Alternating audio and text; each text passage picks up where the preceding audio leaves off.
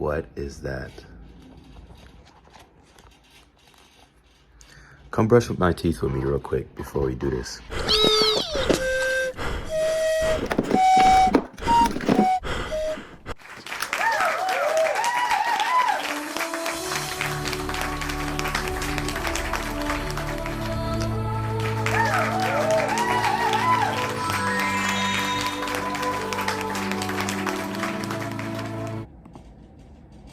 Freaking countings, bro. I don't need a metronome. All right, 1 second, bro. 1 second. Hi. Hello. Hello, hello, hello. All right, ready? Hey, y'all. Dang. Melt. Let me just get comfortable real quick. Yeah, so. Alright. Now I just wanted to hop on here real quick, and I wanted to brush my teeth first, because two reasons I wanted to brush my teeth. One, I did something the other day when my breath was stinking. I forgot what it was. I did something the other day and my breath was stinking, and after I was like, yo, my breath was stinking that whole time. Anyway, one, it just tastes bad to have bad breath. If you like having bad breath, it's cool. You're better than me. Two,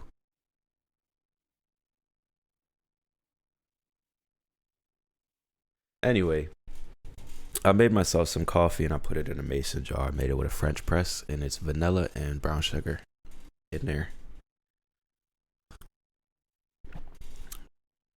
And it's pretty good, actually. It's the best I've made it. Maybe I'll let y'all make it with me sometime, or you can watch me make it. Dang, hold on. Let me, I might have to cut some of this out, because let me figure out what I'm talking about, bro. I was just going to turn on the camera and see what came to mind, because that's what this is. It's just like stream of consciousness. Do you guys want to do a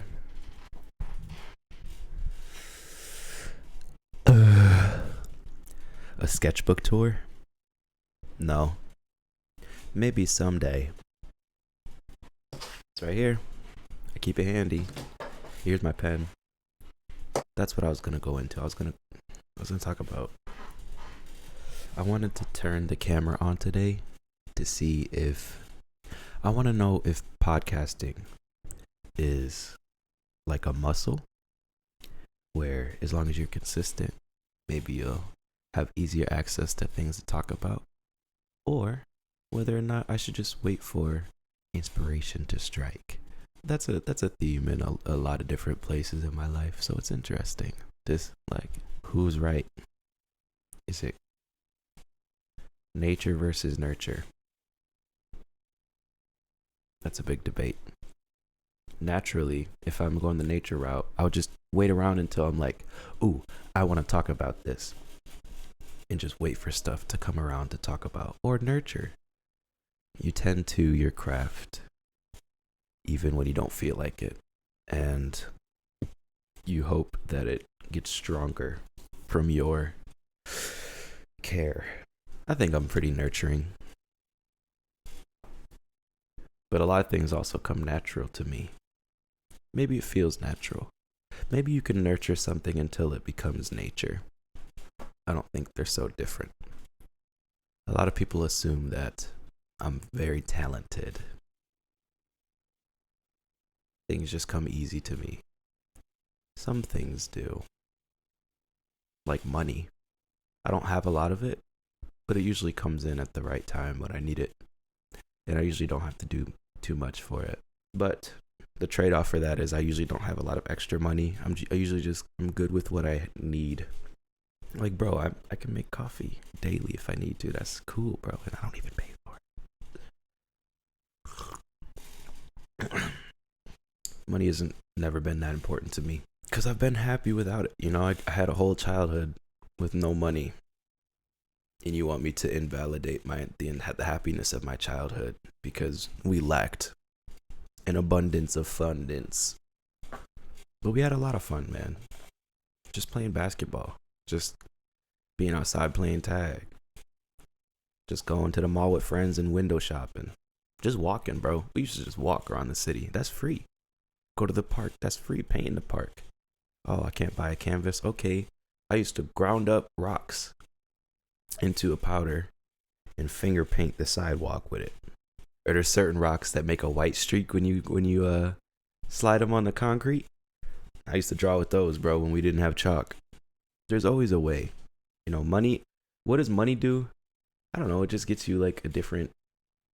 Because to be honest, sometimes you pay a lot of money for something and it don't even work good.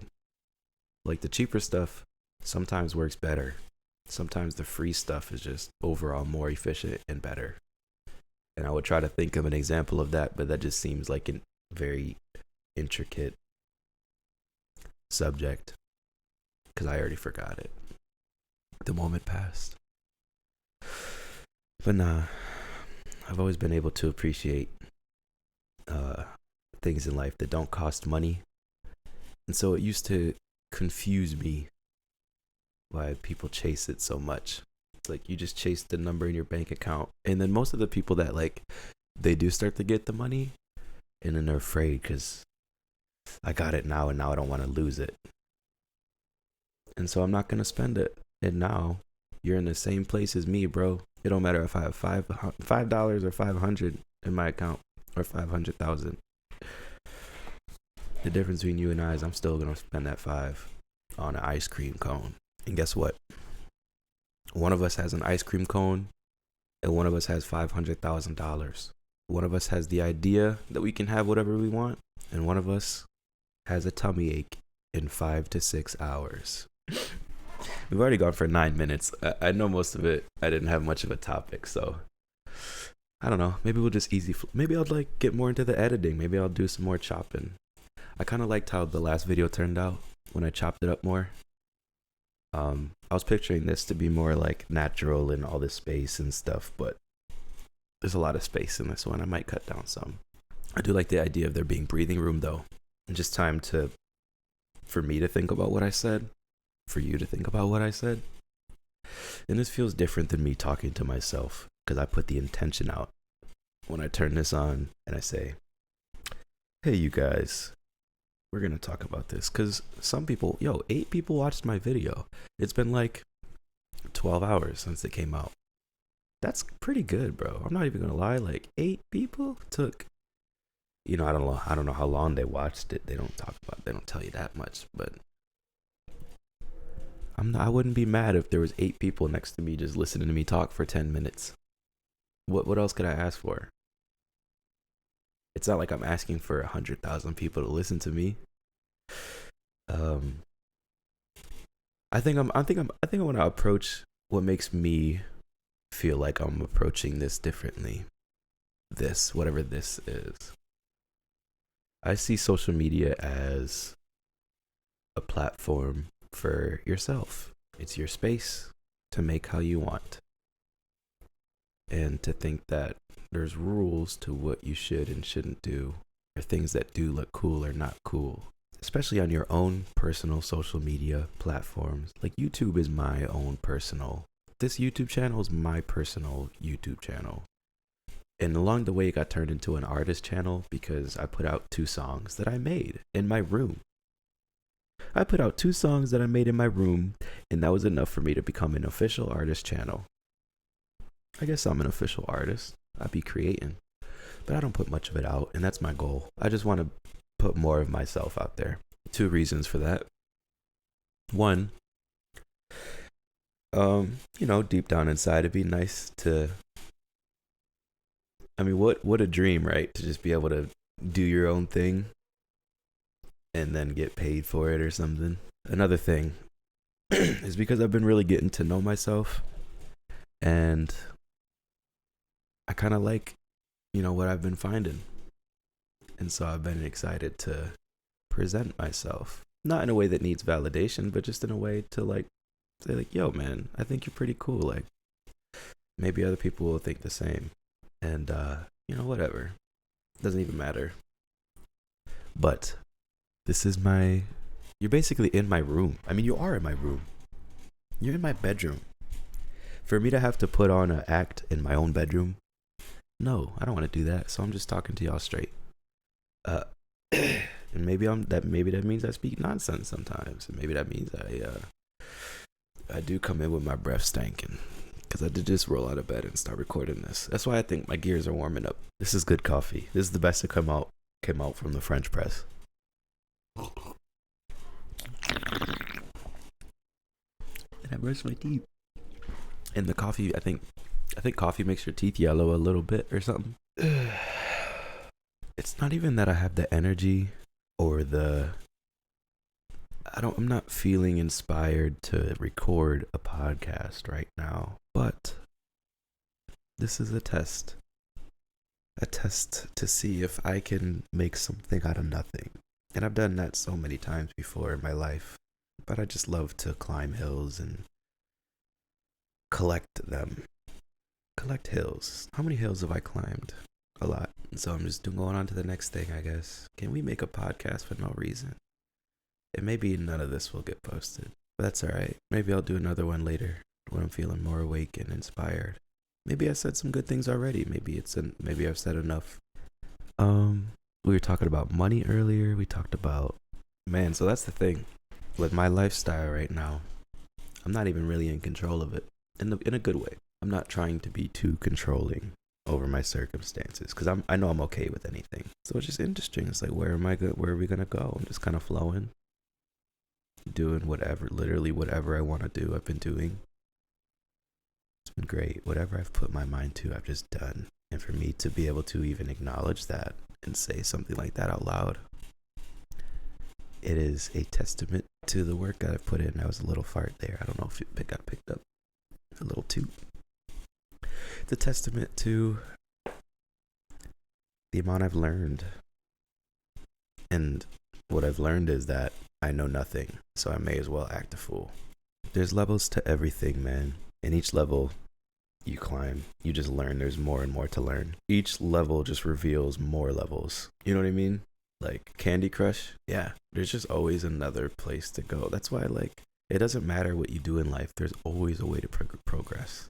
And I had to come to terms with that the other day, because I was so obsessed with finding the perfect thing for me to do with my life, the perfect path to follow.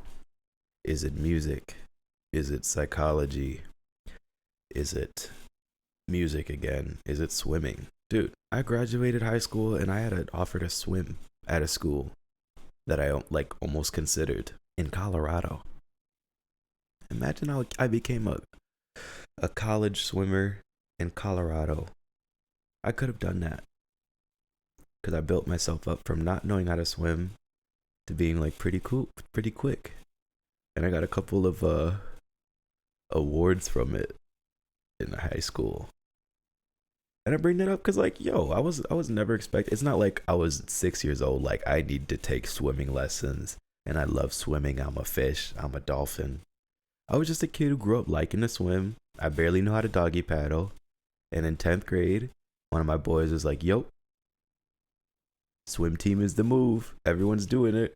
And I was like, all right, I guess it's the move. I went to the first day of tryouts and I completed not one lap across the pool.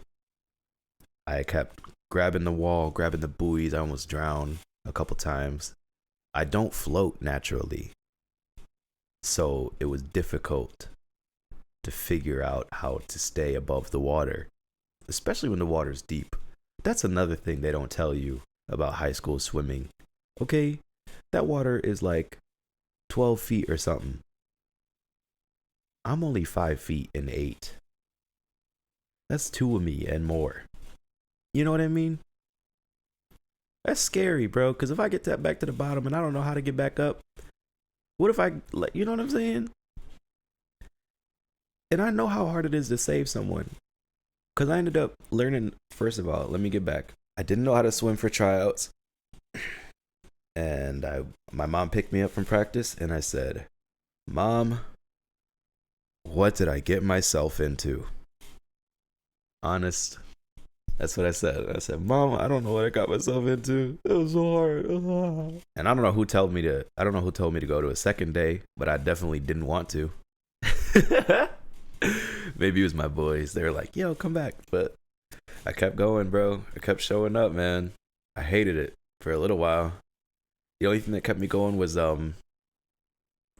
after practice, we would chill in the locker room, make jokes, have fun. People would bring speakers in. We danced, bro. It was the funniest team ever. Because the thing about our high school swim team, we were so bad that we were good. We were so bad. Our team's reputation for swimming was so in the trenches that everywhere we went, people would stop, like, would just barely compete with us. It just became about having fun with the other team that we visit. Like, we'd go to another team's school and we would walk in like a freaking unit. Just all the boys just, and we had a speaker going, just playing Migos. Going to cities called like Whitesboro. I don't know if we ever faced Whitesboro, but it's just that vibe of like, we don't play Migos in the locker room. Like Black Beatles, the Black Beatles challenge, the freaking mannequin challenge. We did that as a swim team. Like, we were just chilling, bro. We made funny videos. We had a couple boys that were into editing videos on the team. We had a dude that would go around in a horse mask and just like dance and stuff. Swim team was lit, and we all just kept each other going, I think. And we didn't try to be good, but no, you know what? You know what? We were so bad that we were like, we might as well try our best. So a lot of our boys came into the team not knowing how to swim, and we left kind of beastly. You know what I mean? A lot of us got really good at swimming, and we even got jobs that involved swimming. A couple of us became like swimming instructors, lifeguards. Some of the kids I was on the team with went on to play or swim competitively. You know what I mean? Like, that's just a passion that you stumble upon, swimming. Who says, like, I want to be a swimmer? I don't think a lot of people say that. Especially not in 10th grade. High school boys, bro, like, boys that are toxic masculine. Now we're just in the locker room in Speedos, covering each other with towels while we get changed. There's just something about that. Like, it broke down so many friends I wouldn't have been friends with just from being on the team. But nah, man. So it's just, you know, I just walk into stuff and I'm like, all right, what's it about? And I give it a good try. And I ended up getting pretty good. And then I became a lifeguard and a swimming instructor. And I even like started a job as a state level lifeguard, state lifeguard. I did that for like a day, but I didn't want to go to the doctor or something. I had to let that job go because I didn't get a medical form or something. So I went for the first day, but I made it there, bro. Like, that was enough for me to know. That's my thing. If I have something figured out, I don't want to say I get bored of it, but I feel like it's completed. Like, I got the job and I did one day of it. I'm like, all right, that's done. What's next? You know what I mean? Like, it didn't hurt me to not stay in it forever. But yeah, for a little bit, bro. I was a lifeguard for like 3 years, maybe something like that.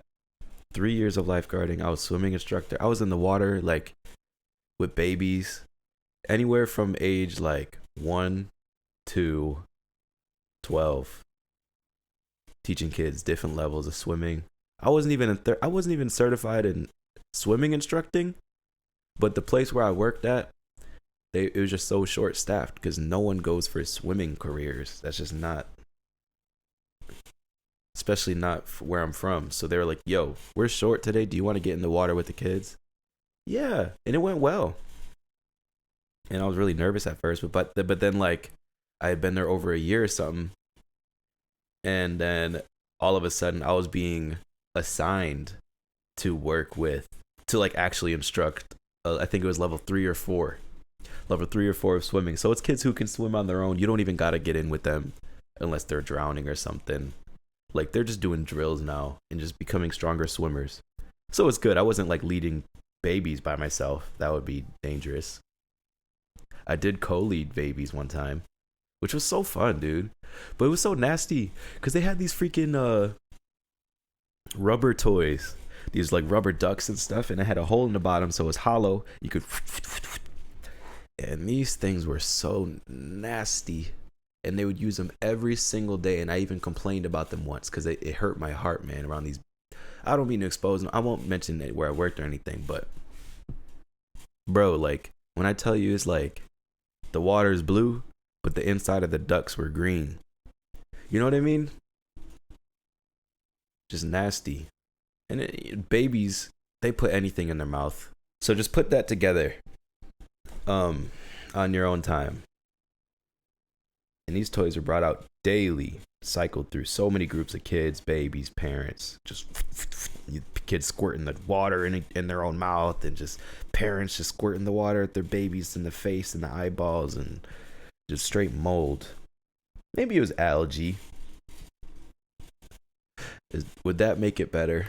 It was nasty, bro. I like one day I was really heated actually because I saw one of the kids like the water from a duck got squirted like right into a kid's mouth. And after I was like, hey, does anyone clean these? Like, these are so nasty. Look at the inside. I showed her the inside, and the instructor was like stuck in the 80s, man. She gave me these cinnamon gum cubes every time because, man, oh, bruh. This lady was so amazing. She was just high energy. You come in, hey, how are you? Like, I don't know how she got through her day, bro. It'd be 7 p.m. I'd come out of school and swim practice and go to work. So imagine that. I'm tired as a dog, bro. Swim practice, they would kill us in swim practice. Like, I got good because I showed up, but I also got good because our coach was just, let's just say he studied abroad in Germany during the Berlin Wall stuff. And he said it was a good time. So he was just a different level of human. And he expected a lot out of us and pushed us really hard. So that being said, I was really tired after swim practice every day.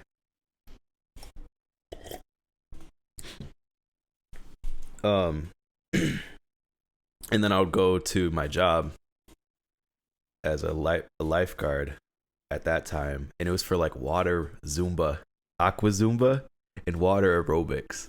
And oh my gosh, bro, it was the funniest thing ever. You just see a group of like 40 to 60-year-old women in the water and floaties, just like high kicking. Like if they were allowed to wear tube socks and sweatbands in the water, it would have been happening. You know, they give me winks and stuff and like, ooh, you're a lifeguard. You know, it was just so funny, bro. It's such a vibe. And they're playing 80s dance music remixes, just crazy, bro. Just going at it. And they're like, yeah. And just, I've never seen a group of like older women so animated.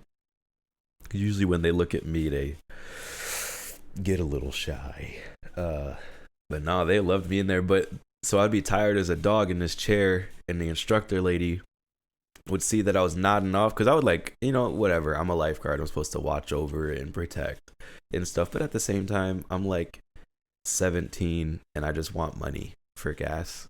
And I'm already tired as a dog from school. So, and work. No, school and swimming. And so I'd be on that chair just dozing. And I had to find ways to stay awake. Like, there was a time I started braiding my own hair just to try to stay awake. So I would just like twist all day. And like actually like my hair was super long back then too. It like I could stretch it down to my shoulder. That's how long it was. So I was that kid in the water. I'd come up and I'd have my Ariel moment and every time.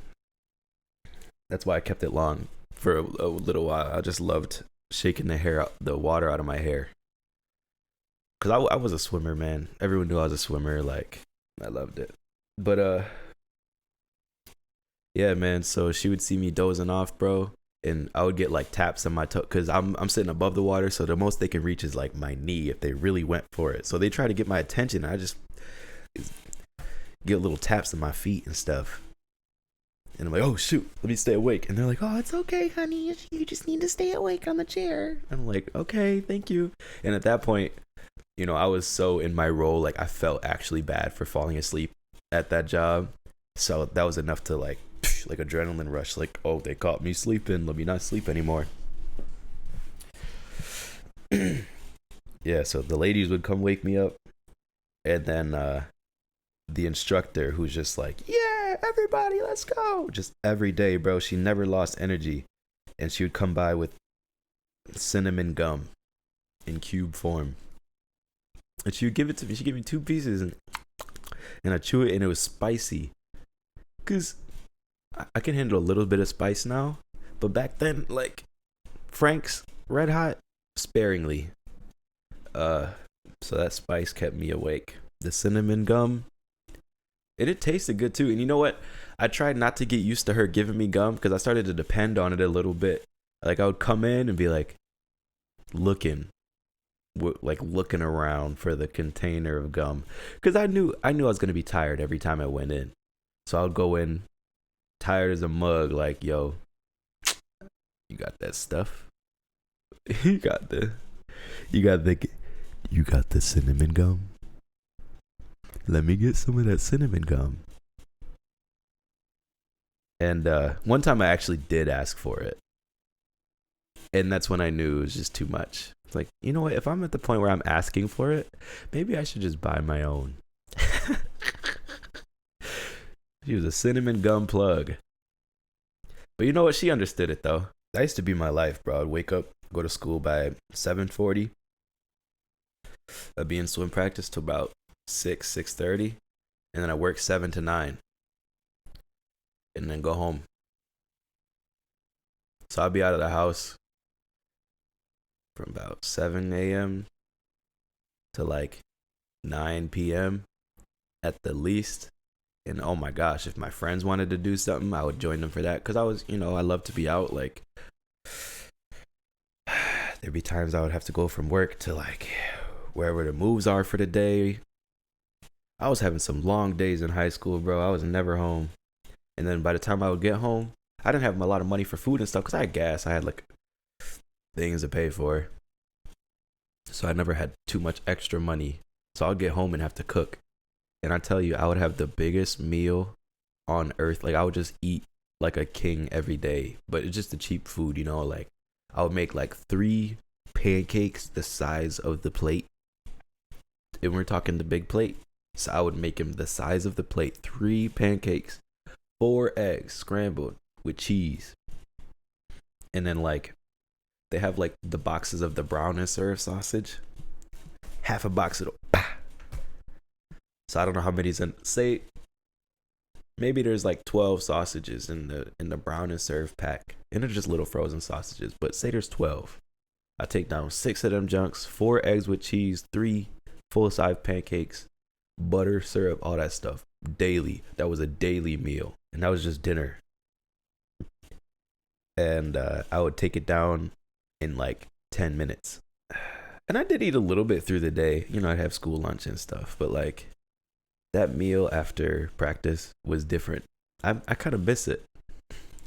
Being that hungry. I can't even eat that much anymore. But you know what? That's what messed me up. Because I had such a huge appetite after I stopped swimming. Just like, I went to a new school. Or I went to college. And I was still feeling that hungry every day. Even though like I wasn't being killed with physical activity. Because I went to college and started focusing on violin more. I couldn't do sports as much. Because I went to music school for violin. And that was very strenuous mentally instead of physically. So, I don't think you build up as much hunger when you're just doing tests and stuff. Maybe just depression. You hunger for something else. You hunger for happiness. But yeah, man. So I kept that same diet going, bro, when I went to my new school. And so I was stressed. And I was hungry. So I started stress eating. And that was my first time. That was my, because they say you got the freshman 15, right? I had like the freshman 50. And it was cool. Like I had friends and stuff. Like it was fine. I was happy. But it caught up quick. I was like, oh, I'm not a swimmer anymore. But I'm still eating like I'm swimming. So it caught up to me, and I was in the dining hall. It's just all you can eat. Oh my gosh! Like, forget the meal I was making in high school. After job, after job, after job. Forget the food I was making after that. Like, when I would go to the dining hall, I would put time in there. Like, I had a special order for the sandwich man and the pasta lady. Because there's just a freaking pasta bar, bro. You go up and you put whatever you want.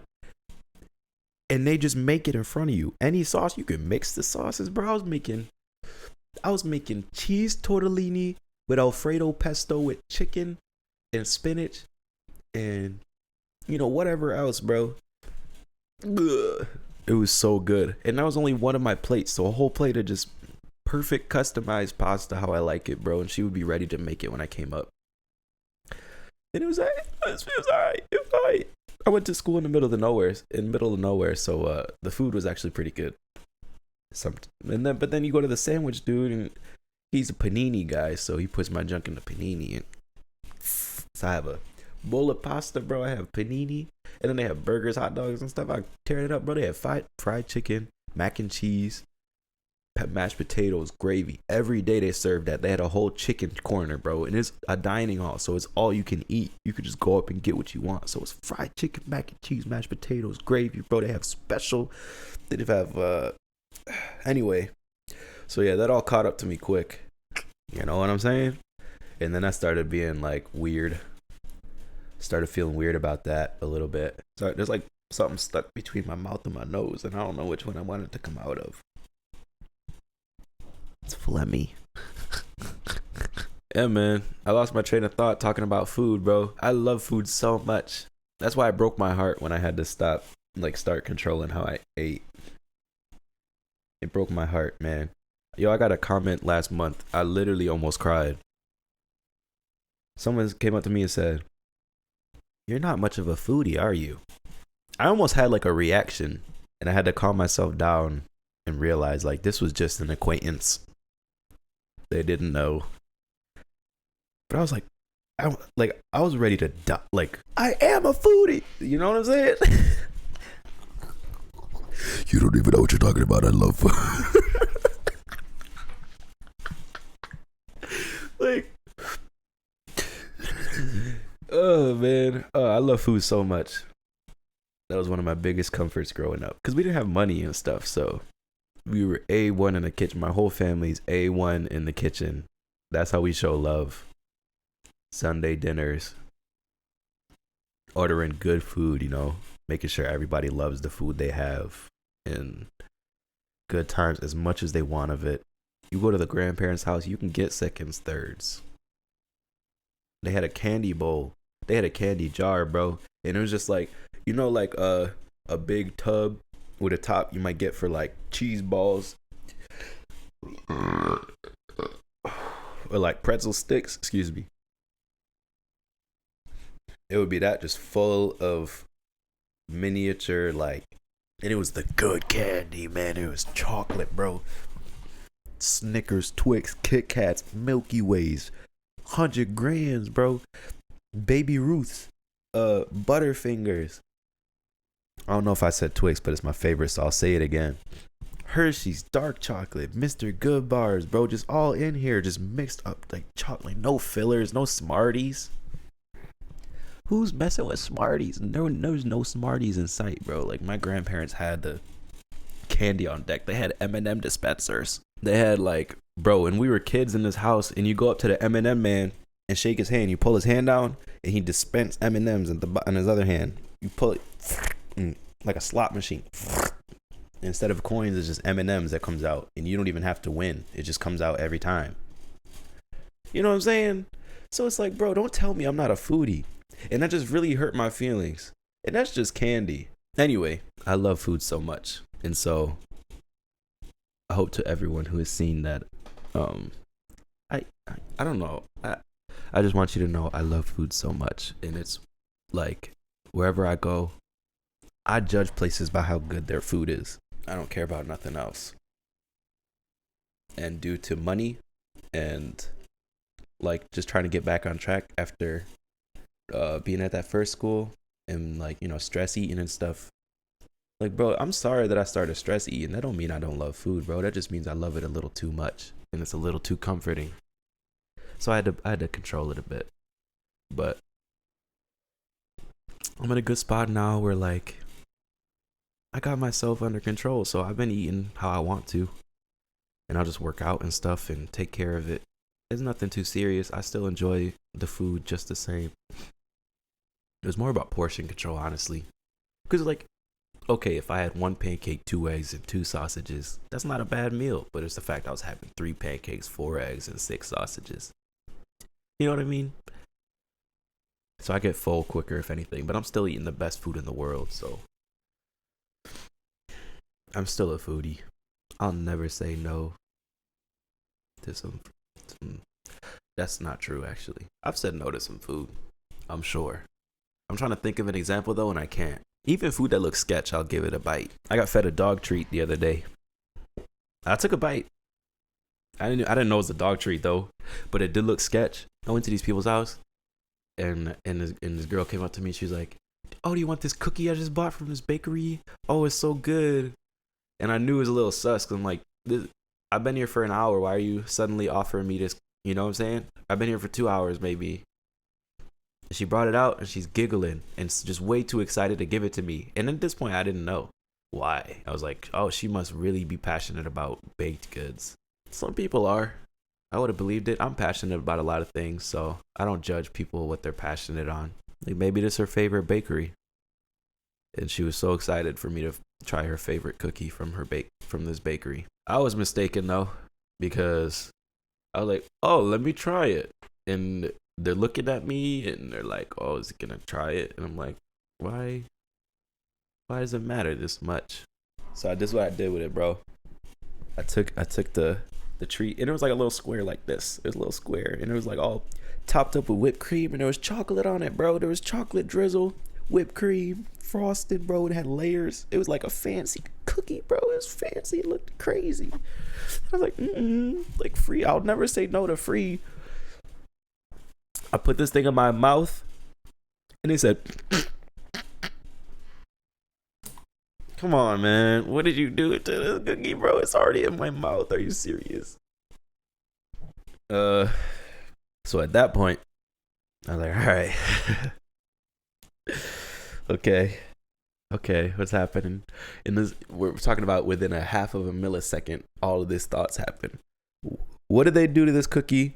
I think I saw the dog lick it earlier. Are they making a joke out of the dog licking this cookie? Is this the same cookie the dog licked?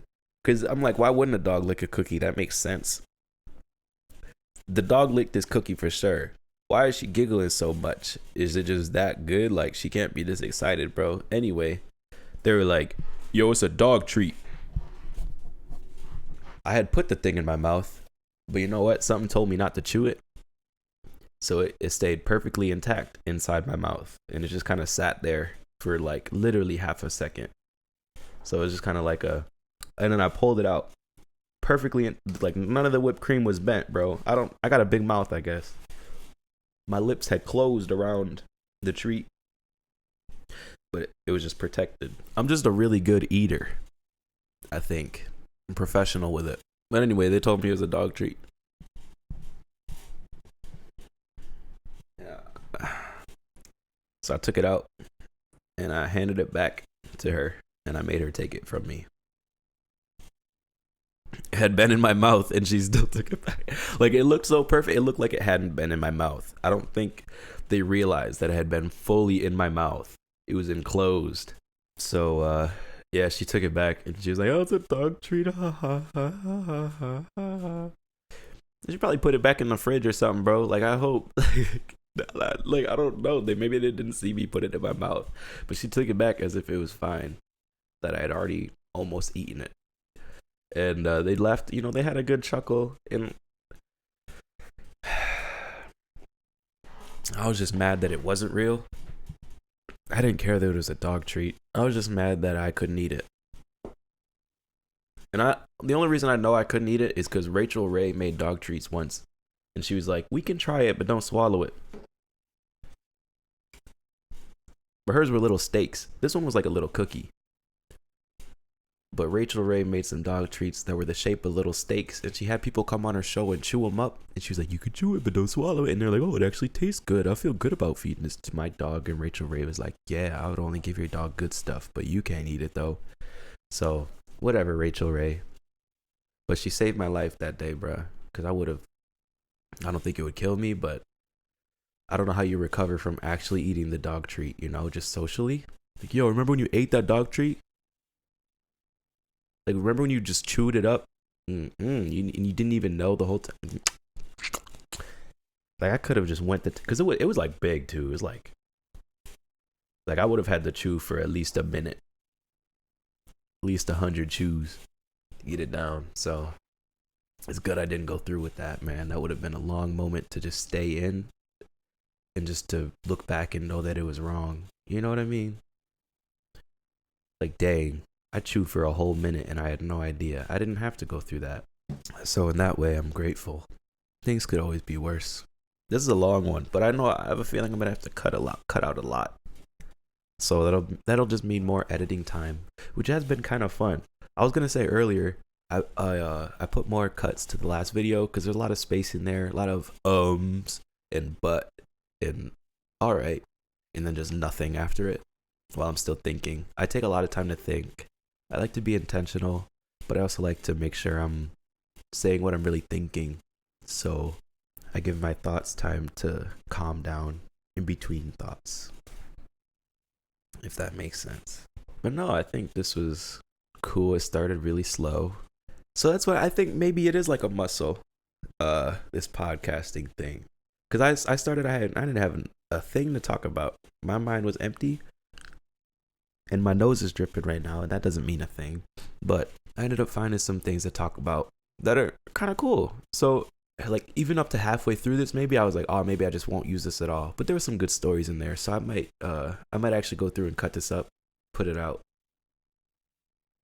And it's still for me anyway. I put this junk out like, yeah, it's on a platform. And back to my point earlier about social media being like a platform for yourself. Anything I post is for me, anywhere. It's like, I compared it to an art gallery the other day. You know what I mean? You're just putting yourself up. No one has to buy this stuff, but it's stuff I made anyway, so you might as well let people see it, and somebody might like it. So that's how I see it, like, and it's fun anyway. It doesn't feel like I'm working or anything. I'll get better at holding the mic too. But yeah, man, I feel better about this time on camera than last time.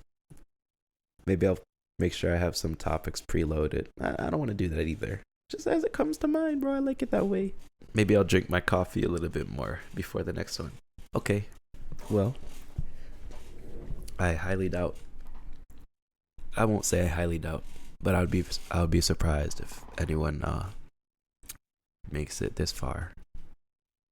Not that I don't believe in myself and think I'm the funniest human alive, but it's a slow day, slow start, you know what I'm saying?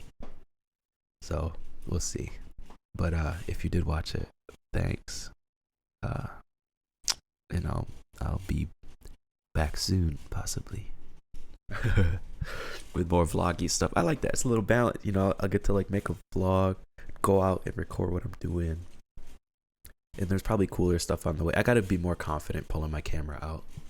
I get nervous. I do want to vlog my real life because it's actually really cool. I do a bunch of cool stuff with my friends. It'd be nice to actually record it all and like get it into clips. But baby steps. For now, like, let's just be in my room. This is my room. Like, you know what I'm saying? I'm just a dude. And we'll be in my car. And then sometimes we'll get out of the car. And I'll show my friends sometimes. And yeah, we'll build it up. It'll be cool. Yeah, I don't know. That's it for today, though, I guess. I'll see ya. How do you guys feel about me saying I love you? I had a hard time saying that for a long time. And I keep wanting to end, but you know what? I'm not going to fight new thoughts. I've had a hard time saying I love you. That was like there's like chains around those words in my heart, I guess. but I've been feeling more comfortable with it, so I'm trying to do it more. And if you did watch this long, you probably like me a little bit too much. So you could call that love. So I love you too. It's a two-way street. You listen to me and I appreciate it. All right. Bye-bye. Bada bing, bada boom.